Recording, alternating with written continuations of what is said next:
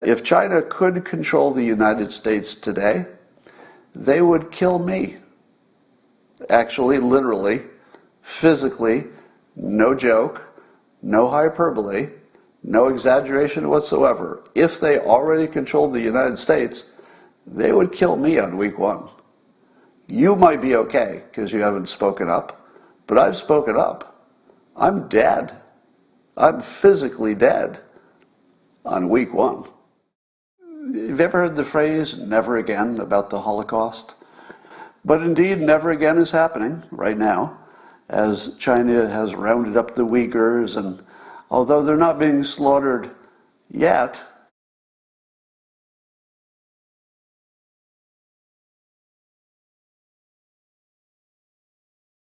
the more we learn about China, the more distressing it is. And I have to give it to China. Their long-term strategy is really, really good. Really good.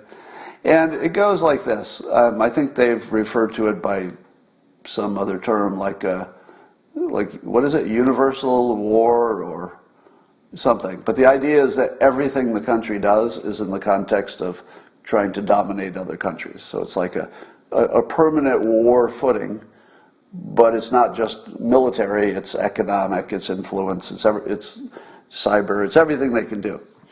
And when you see all the ways that they've succeeded in this, and you see that they have a hundreds of years span, like they're planning hundreds of years in advance. Yeah, one belt, one road. What's Belt and Road Initiative? Somebody's saying. But when you see how much influence they already have, it is shocking. And here's the main thing you need to know. Money and military are now basically the same thing. Now, they're used differently and they have their different purposes, etc. But the more money you have, the more your economy is strong, the stronger you are to defend yourself and also to dominate other countries. And what China has going for it is that its natural size should get it to the point where the Chinese government has more money than anybody else. Now, at the moment, the United States collectively probably has more money and resources than anybody else who can control, one pot of anything. But eventually, there's no way around the fact that China is just so big that if they just grow naturally, and we grow naturally, they're going to be bigger, and it's not going to take long. And already they have so much money that they can corrupt every element of society. Let me ask you this. If I had more business in China, I think I've got a few clients over there for English-speaking newspapers, nothing important. They don't do much licensing or books. But imagine, if you would, that, I'll just pick a number. Imagine if 25% of my income came from China. And that wouldn't be unusual for a lot of businesses, right? So they might either have manufacturing there, or they might want to have a big market there, or they already do, etc. But imagine me doing exactly what I'm doing now, talking on live stream, but 25% of my income comes from China. Do I say the same things? Nope. No. Now, because even I would be really reluctant to give up 25% of my income just to make a point on one topic. Now, I hate China more than most of you. My stepson died from fentanyl and other stuff. And so I blame China for that. So I've got a personal beef with China. But I don't think I would be going after them nearly as hard if I had an actual, meaningful financial interest. I just wouldn't. Now, wouldn't I love to tell you that I'm the kind of guy, hey people, I'm the kind of guy that would do I'll do what's right, I won't be influenced by money, but that's not the real world. The real world, even if you already have money, you're influenced by money. Even if you don't need any more money, you're still influenced by money. It would be great if we could turn that off, but we really can't.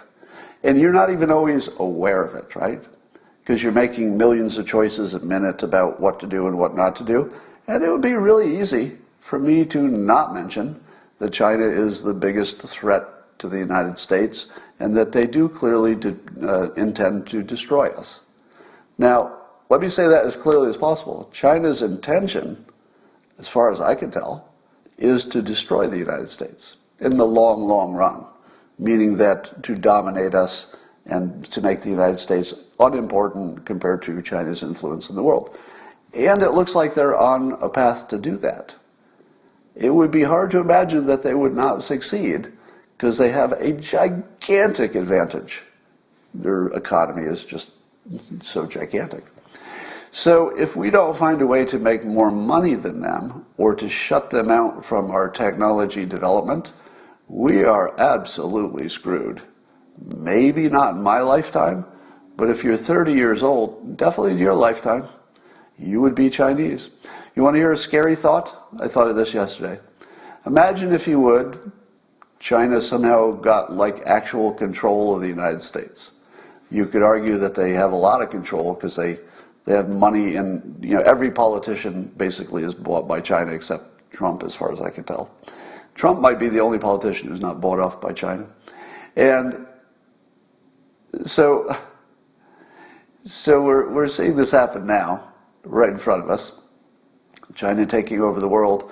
And if we don't treat it like we're right in the middle of an actual war, we don't have a chance. So anyway, the thing I realized is that if China could control the United States today, they would kill me. Actually, literally, physically, no joke, no hyperbole, no exaggeration whatsoever. If they already controlled the United States, they would kill me on week one. You might be okay because you haven't spoken up, but I've spoken up. I'm dead. I'm physically dead on week one if China controls the United States. So that's how much control they have.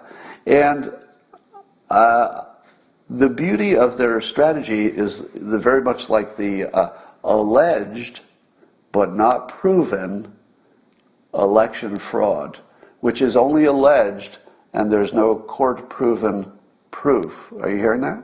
I'm saying that so I don't get censored. Obviously, the situation of the election invites massive fraud. So if massive fraud had been invited by the system because it was easy and it was profitable and you could certainly get away with it, and it didn't happen, I don't know how to understand that world. But let's agree there's no court proof that it happened. It's just sort of impossible to imagine it didn't happen, right? I don't even know where I was going with this point. We're talking about China. Oh, so the China strategy is like the alleged election fraud strategy. If the election fraud happened, if it did, in all likelihoods, it happened in small ways in a lot of places, so that if you found any one place it happened, it wouldn't be enough to change the election. So the court would say, yeah, that's fraud, but the part you found was small, so we can't do anything about it. So it looks like China has packetized their war as well. Because if China did like a massive push on any one thing, that'd be a problem, right? Suppose they put all of their energy into cyber war. Well, that would be an actual war. And we'd say, what are you doing? There's like this gigantic cyber war. It's already pretty big, but I imagine it could be bigger. So we would treat that as like war. But what if it's a little bit of cyber war? Maybe you could say it's a lot, but it's not over the line where we have to start bombing them.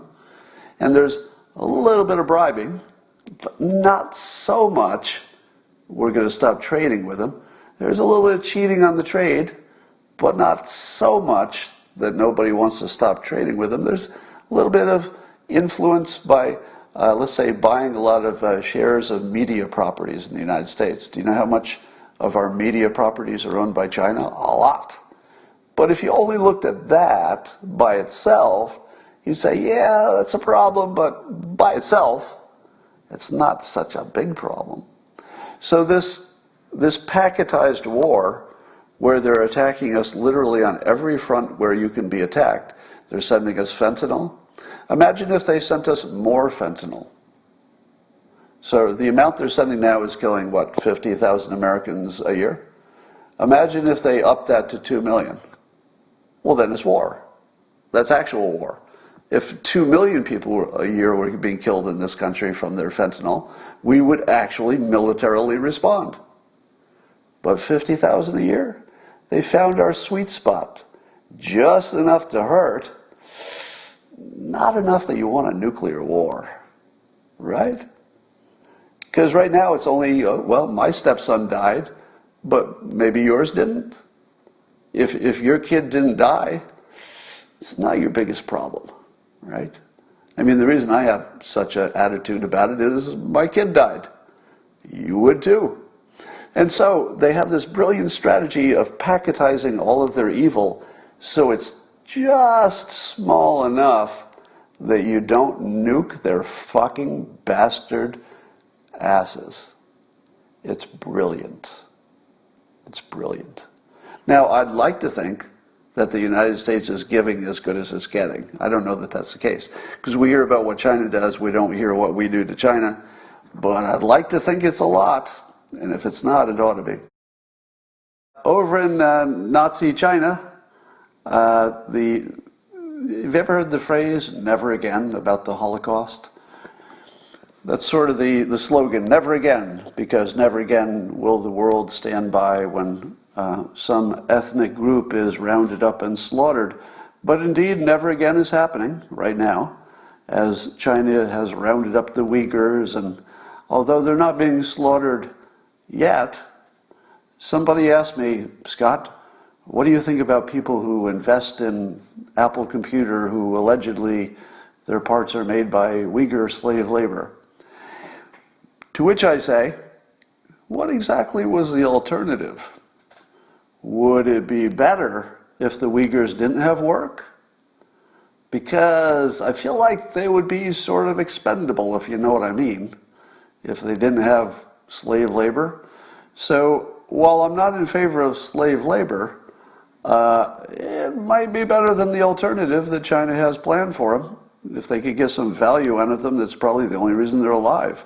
So both are horrible in the extreme, but being dead is probably a little bit worse. I don't know. And then somebody, when I tweeted this, somebody said, oh yeah, you hypocrite. I don't see you saying anything about Israel and the Palestinians. To which I say, I do not make decisions based on bad analogies. I would say that the Nazi analogy is reasonably good under the limited situation that somebody is rounding up an ethnic group and putting them in concentration camps. Now, if that exact thing is happening, then I think a Nazi analogy is reasonable, right? If somebody invaded Poland, I would say, well, okay, that's where a Nazi analogy, that works pretty well. Hitler invaded Poland. But you can't use a Nazi analogy for everything. I mean, on the internet we do.